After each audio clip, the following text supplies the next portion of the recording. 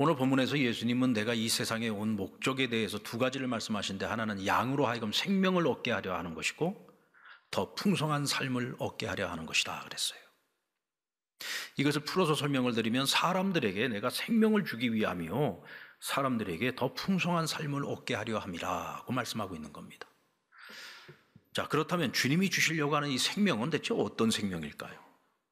더 풍성한 삶을 얻게 하겠다고 했는데 대체 풍성한 삶을 얻는다는 것은 대체 뭘 의미하는 걸까요? 먼저 생명부터 생각해 보겠습니다. 우리가 예수님께로부터 생명을 받기 전에 이미 우리는 생명을 가지고 있는 사람들이죠. 우리 이미 생명이 있어요. 그런데 주님이 우리에게 주시겠다고 하는 그 생명은 어떤 생명일까? 그것은 심판의 생명이 아니고 구원받은 자들이 얻을 영원한 생명을 말하고 있는 것입니다.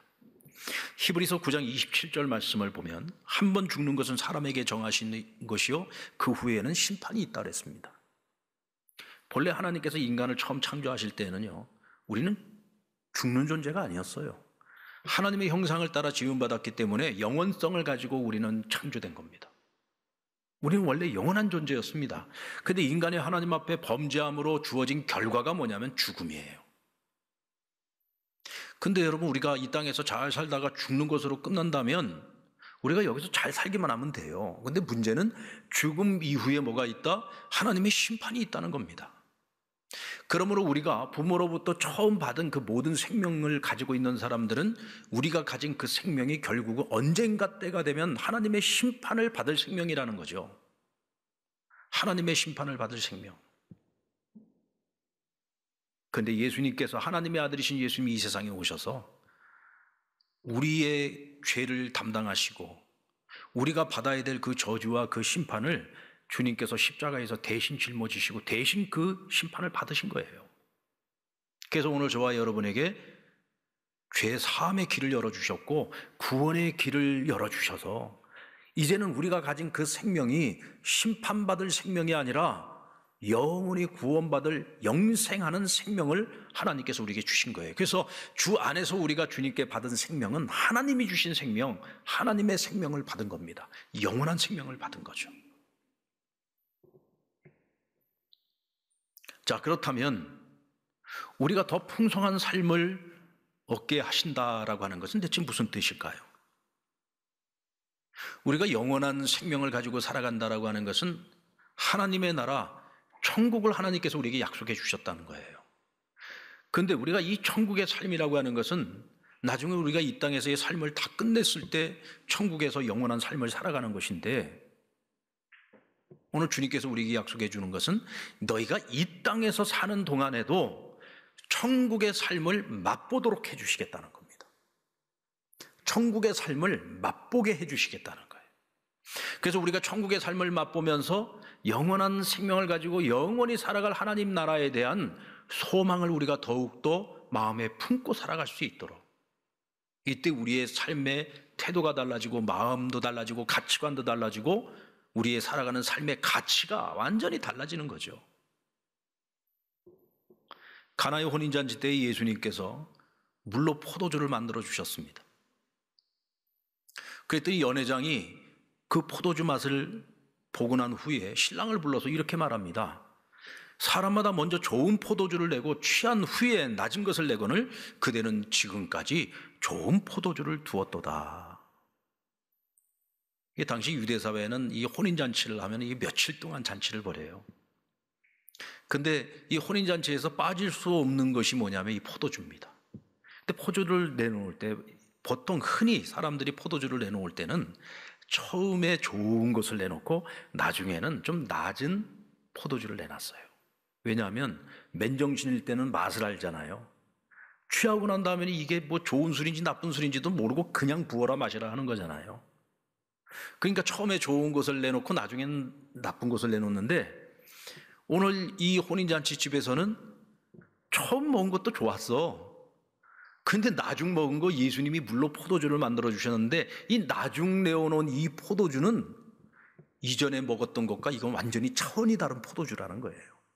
그 어찌하여 나중에 더 좋은 것을 내놓냐고 묻는 오늘 이 질문 속에는 내가 지금까지 이전에 먹어봤던 그 어떤 포도주와 비교할 수 없는 차원이 다른 포도주다, 이런 감탄사가 이 안에 들어있는 겁니다. 여러분, 이것을 우리가 생명에 빗대어서 말한다면 주님이 우리에게 주시는 생명은요, 우리가 이전에 받은 생명과 비교할 수 없는 거예요. 우리가 주님을 만나고 난 그 이후에 살아가는 우리의 삶의 가치와 우리의 그 삶의 만족도는요, 이전에 우리가 살아왔던 삶과는 비교할 수 없는 겁니다. 완전히 다른 차원의 삶을 살아가게 하신다는 거예요. 그렇다면 삶의 질을 묻는 질문에 비추어 볼 때 주님은 우리에게 어떤 영향을 미치는지 한번 살펴봅시다. 자, 내 삶의 질에 만족하고 행복하기 위해서는 먼저 건강해야 된다 그랬어요. 여러분, 건강하십니까? 여러분들 예수님을 믿어서 건강해지셨습니까? 자, 나 예수 믿고 건강해졌다 한번 손 들어보시죠. 나 예수 믿고 건강해졌다. 예수 믿고 건강해진 사람이 이렇게 없어요? 난 예수 믿고 건강해졌다. 예수님이 이 땅에 오셔가지고 온 유대 땅을 다니시고 이방 지역을 다니시면서 수없이 많은 병든 자들을 고치셨습니다. 영적으로 병든 사람들, 귀신 들린 자들에게서 귀신을 내쫓아 주셨어요. 온갖 각색병을 고쳐주셨다고 했습니다. 심지어는 죽은 자를 살리시기도 하셨죠. 주님께서는 상처 입은 치유자였습니다. 영혼의 상처까지도 치유해 주시는 분이었죠. 오늘 저와 여러분, 우리 기독교 신앙인들은 예수 그리스도를 믿는 우리 자신이 하나님의 성전입니다. 왜냐하면 우리는 하나님의 영이신 성령님을 모시고 살기 때문에 우리가 하나님의 성전이에요. 하나님의 성전은 건강해야 되죠. 거룩해야 되죠. 정결해야 되죠. 근데 우리가 신앙생활을 하면서 한 가지 오해를 하는 것이 있습니다. 우리는 신앙생활을 열심히 한다 그러면 항상 영적인 부분만을 생각을 해요. 그래서 말씀 열심히 읽고 기도 열심히 하고 전도 열심히 하고 그 영적인 일을 열심히 하는 것이 신앙생활을 잘하는 것이다. 그것도 틀린 얘기는 아니에요. 근데 우리가 항상 빠뜨리는 것이 있습니다. 사람이라고 하는 존재는 영과 혼으로만 이루어진 게 아니에요. 우리는 육체를 가지고 있는 존재입니다. 사도 바울은 너희의 몸을 하나님 아버지 앞에 거룩한 산 제물로 드리라고 했어요. 그러니까 우리의 몸 자체가 하나님의 성전이기 때문에 우리는 우리의 건강을 우리 스스로 잘 관리해야 돼요. 건강을 잘 관리하는 것과 신앙생활 열심히 잘 하는 것이 상관없는 게 아니라 상관이 있어요. 아멘.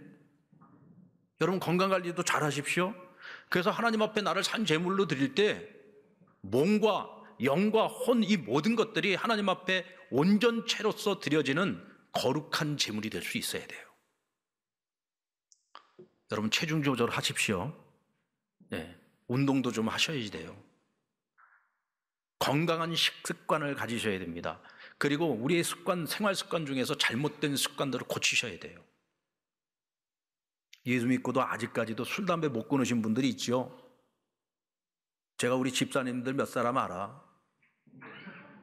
나한테 몇 번 들켰지요. 예. 모르는 것 같아도 제가 티를 안 내서 그렇지 다 알아요. 이제는 절제하세요. 끊으세요. 그것이 내 몸을 해치는 것이면 이건 내가 신앙생활 잘못하고 있는 거예요. 건강한 몸으로 하나님 앞에 봉사하고 헌신하고 하나님께 산 제물로 나를 드려야지요. 우리는 전인적으로 하나님 앞에 드려지는 산 제사의 주인공들이 되어야 합니다. 이때 우리가 보다 행복해질 수 있는 거예요. 그리고 스트레스가 없어야 삶이 풍성해질 수 있어요. 스트레스, 이 현대인들이 어떻게 스트레스 없이 살아갑니까? 근데 한 가지 방법이 있습니다. 나로 하여금 스트레스를 받게 하는 그것을 누군가가 그 무거운 짐을 대신 짊어져 주면 우리가 그것을 내려놓고 마음의 평안을 얻을 수가 있어. 그래서 사람들은 여러 가지 방법을 써봅니다. 내가 좋아하는 운동을 한다든지 취미생활을 갖는다든지, 좀 극단적으로 어떤 사람들은 술과 마약에 빠져서 향락에 빠져가지고 힘들고 어려운 걸 잊어보려고 애를 쓰잖아요. 근데 그것은 다 일시적인 것들이에요. 잠깐입니다. 그 시간이 지나고 하면은 오히려 더 큰 공허함이 찾아오고 더 큰 허탈감이 찾아오죠. 결국은 몸과 마음 전체를 다 망가뜨리고 마는 거예요. 하지만 주님께서는 우리에게 뭐라고 말씀하셨습니까? 마태복음 8장 28절로 29절 말씀. 수고하고 무거운 짐진 자들아 다 내게로 오라. 내가 너희를 쉬게 하리라. 나의 마음이 온유하고 겸손하니 나의 멍에를 메고 내게 배우라. 그리하면 너희 마음이 쉼을 얻으리라. 너희에게 수고하고 무거운 짐이 있느냐? 너희를 스트레스 받게 만드는 문제가 있느냐? 그거 다 내게 가지고 와라. 내가 그 짐 내가 대신 짊어져 줄게. 대신에 너희는 나의 멍에를 메라. 내가 너희에게 주는 이 멍에는 쉽고 가볍다. 왜? 나는 마음이 온유하고 겸손하기 때문이다 라고 말씀하셨어요.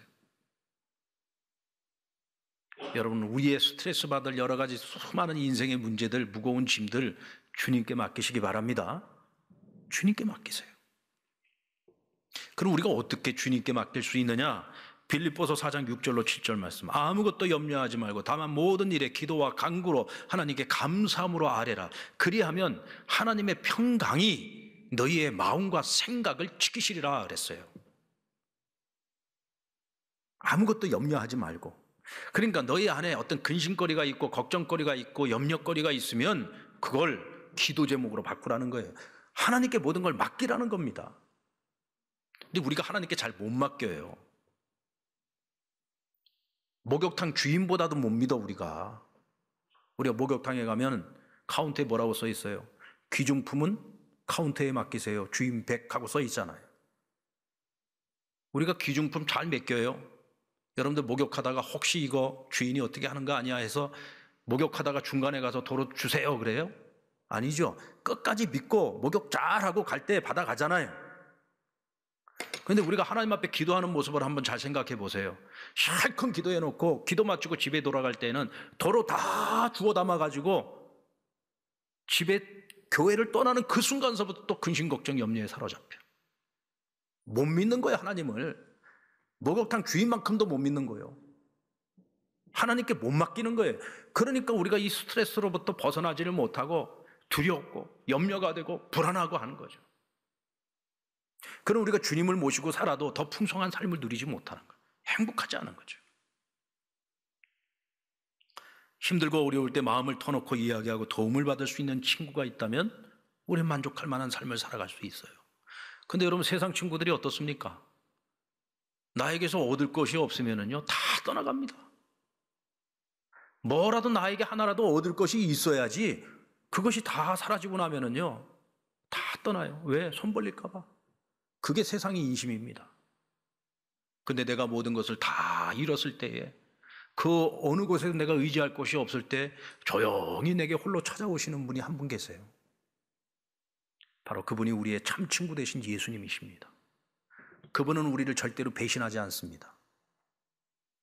내게 찾아와서 나를 위로해 주시고 내 인생의 문제를 들어주시고 응답해 주시고 한번 나와 관계를 맺으면 끝까지 나와 함께 해주시는 나의 참 좋은 친구는 오직 예수입니다. 그리고 그 주님 안에서 만난 우리 신앙의 동료들, 우리 믿음의 한 형제 한 자매들, 우리는 그 공동체 안에서 서로를 사랑하고 서로를 섬기면서 그 안에서 위로받고 치유를 받고 우리가 보다 더 건강한 삶을 살아갈 수 있게 되는 거예요. 저희 교회 신앙생활 한 지 얼마 안 되신 우리 성도님 한 분이 이런 얘기를 하더라고요. 목사님, 교회라는 곳이 참 희한한 곳이에요. 그 뭐가 희한합니까? 아니 교회는 와서 보니까 사람들이요 나랑 무슨 뭐 내가 잘 아는 사이도 아니고 뭐 내가 뭐 그 사람들에게 뭘 줄 것이 있는 것도 아니고 나에게 뭐 얻을 것도 없는데 그렇게 자기한테 잘해준대. 자기한테 그냥 이유 없이 관심을 가져주고 이유 없이 조건도 없이 사랑을 베풀어주고 열심히 섬겨준다는 거야. 자기는 지금까지 살면서 사회생활하면서 한 번도 그런 걸 경험해 본 적이 없대요. 이 교회라는 데가 참 이상하다는 거야. 그러면서 한때는 이거 이상한 사람들 아니야? 이런 생각도 했었대요. 근데 신앙생활을 쭉 해나가면서 보니까 왜 이 사람들이 나한테 그렇게 잘해주는지를 알게 됐대. 그게 다 누구 때문이에요? 예수님 때문에 나한테 이렇게 잘해주더라는 거야. 그러면서 하는 얘기가 내가 예수 믿기 진짜 잘한 것 같다고. 난 예수님 믿은 거 하나밖에 없는데, 내가 교회 나온 거 하나밖에 없는데 내가 이렇게 조건 없이 이유 없이 이렇게 큰 사랑을 받고 살아가니 이보다 더 행복한 일이 어디 있냐는 거죠. 얼마 전에는 저희 교회 새가족부에 새가족이 와서 등록을 하는데 이분이 와서 그러더래요. 여기는 입회비 없습니까? 그러더래요. 우리가 보통 세상에서는 어디 가서 뭐 이렇게 등록을 하고 하려고 그러면 다 입회비라는 게 있잖아요. 입회비 없습니까? 저도 지금까지 평생 목회하면서 입회비 물어본 사람은 나 처음 들어봤어. 예수님께서 뭐라고 했습니까? 누구든지 수고하고 무거운 짐진 자들은 다 내게로 오라. 내가 너희를 쉬게 하리라. 누구든지예요. 가진 자나 못 가진 자나 배운 자나 못 배운 자나 그런 거 다 상관이 없어요. 주님께는 빈손으로 오는 거예요. 두 손 들고 오는 거예요. 아무것도 아닌 나, 세상에서 별로 존재감 없는 나라도 주님 앞에서는 내가 가장 가치 있고 가장 소중한 존재로서 내가 하나님 앞에 나올 수 있는 것이고, 하나님은 그렇게 나를 인정해주고 나를 품어주는 거예요. 그런 공동체가 교회예요. 여러분들, 오늘날 우리 현대인들의 가장 큰 문제가 고독의 문제 아닙니까? 그래서 사람들은 끊임없는 교제를 통해서 이 고독의 문제를 해결해 보려고 SNS를 통해서도 얼마나 많은 만남들을 갖습니까? 근데 거기에는 해결책이 없어요. 치유가 없어요. 회복이 없어요. 오직 예수 그리스도를 DNA로 하는 이 교회 안에 있는 소그룹과 성도들의 교제를 통해서만이 이 고독의 문제가 해결될 수 있어요. 우리의 마음 가운데 있는 인생의 쓴뿌리와 상처와 아픔들이 치유될 수 있는 것입니다.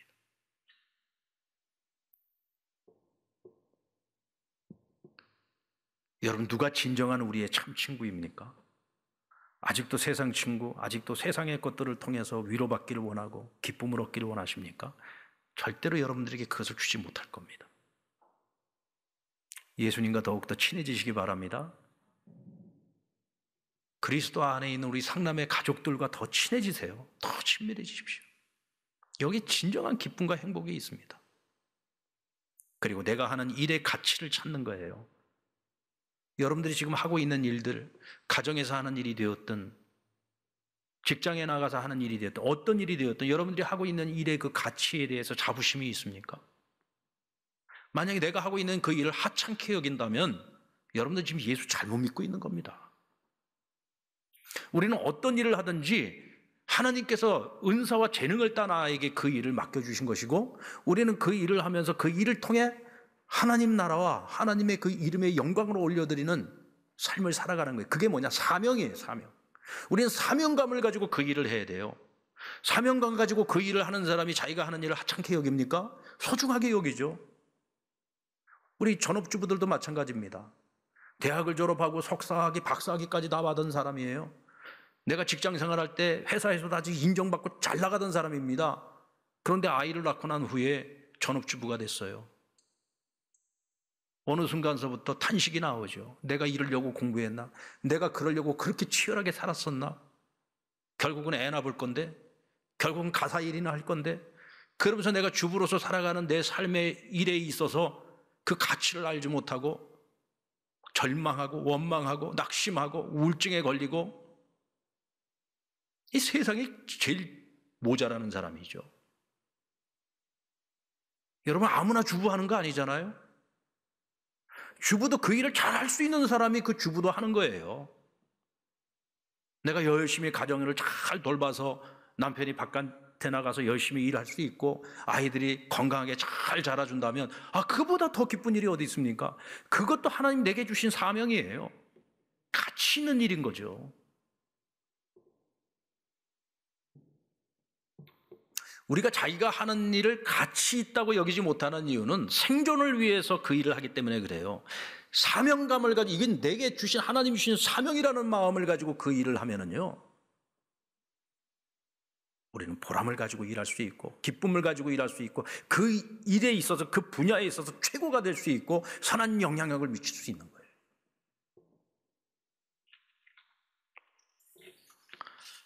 삶이 형통하고 일이 잘 풀릴 때 기뻐하고 행복한 건 누구나 못하겠습니까? 그건 누구나 할 수 있는 거지.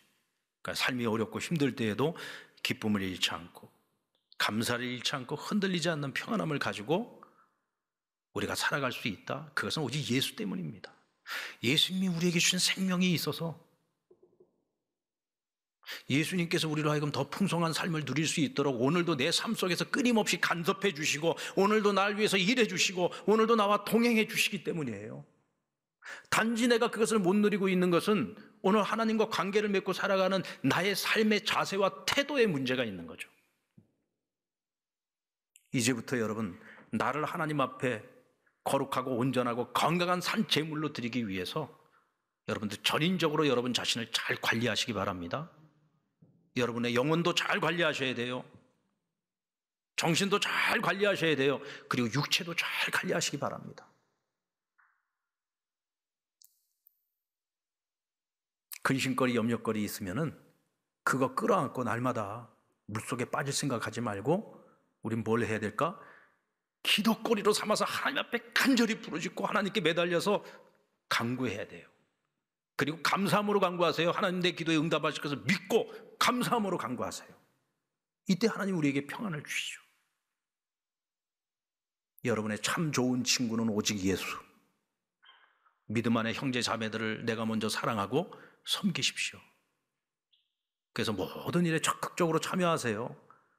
오늘 저녁에도 우리 기독문화원에서 와서 이 지역에서 가장 뛰어난 분들이 와갖고 찬양도 하고 악기 연주도 하고 그러면서 우리가 예배 회복을 위해서 오늘 귀한 잔치가 있습니다.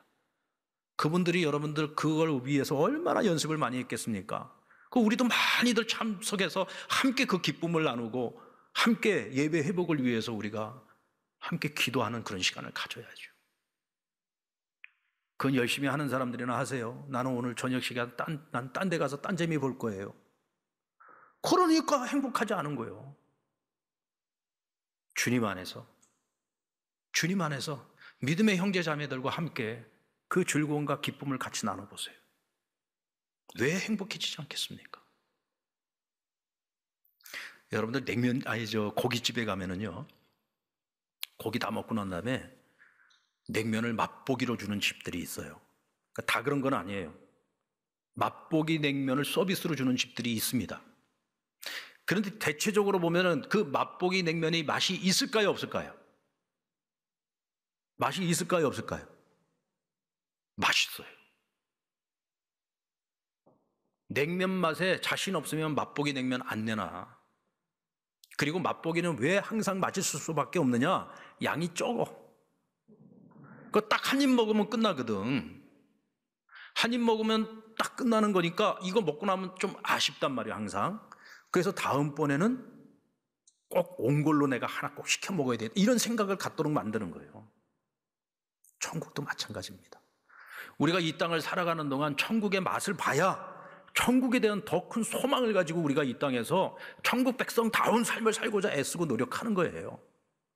근데 여기서 내가 전혀 천국을 맛보지 못하고 살아가는 사람이 무슨 천국의 소망이 있겠어요? 여기서 마치 지옥 같은 인생을 살아가 날마다 불평하고 원망하고 남 비방이나 하고 그러고 살아가는 사람이 과연 천국의 삶을 살 수 있을까? 오늘 여기서 천국의 삶을 살아야 천국에서도 영원토록 행복하게 살아갈 수 있는 것입니다. 저와 여러분이 늘 천국을 맛보면서 살아가기를 원합니다. 모래무라 회장을 전도했던 그 청소부, 그는 천국을 맛보면서 살아갔던 거예요. 그러니까 그 사람을 보면서 대체 저 사람은 가난한데 왜 행복하지? 저절로 전도가 되는 겁니다. 많은 말로 전도할 필요가 없어요. 그냥 내가 하나님이 주신 생명을 가지고 하나님이 주신 그 더 풍성한 삶을 그냥 내가 누리면서 살아가면 되는 거예요. 근데 오늘 우리가 그렇게 살지 못하니까 내 삶을 통해서 믿는 자들의 수가 더해지지 못하고 있는 겁니다. 여러분, 오늘부터라도 우리가 그렇게 살았으면 좋겠어요. 예수의 향기를 바라는 사람들이 되십시다. 오늘 우리가 행복해야 다른 사람들을 행복하게 할 수 있어요. 행복은 바이러스입니다. 행복 바이러스가 돼야 돼요, 우리가. 그래서 우리 주변을 보면 지금 불행한 사람들이 얼마나 많습니까? 우리를 통해서 그들에게도 행복이 전염될 수 있도록 여러분, 우리 모두가 행복 바이러스가 되기를 주님의 이름으로 축원합니다.